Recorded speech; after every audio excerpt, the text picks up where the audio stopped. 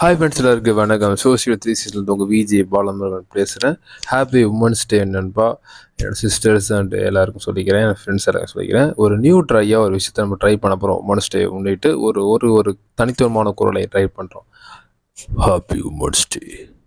வாழ்க்கையில் பல 300 காலங்கள் முன்னாடி பெண்களை அடிமைத்தனத்தை உடைத்தெறிந்து நாங்கள் யாருக்கும் அடிமை கிடையாது என்று ஒரு தனித்துவமான பாதையை எதிர்கொண்டு பல தடைகளை உடைத்தெறிந்து பல சாதனைகளை வானத்தில் எட்டி பார்க்க வைத்த ஒரு பெண்ணின் வளர்ச்சியை பற்றி தான் இந்த உமன்ஸ் டே சொல்லுகின்றது.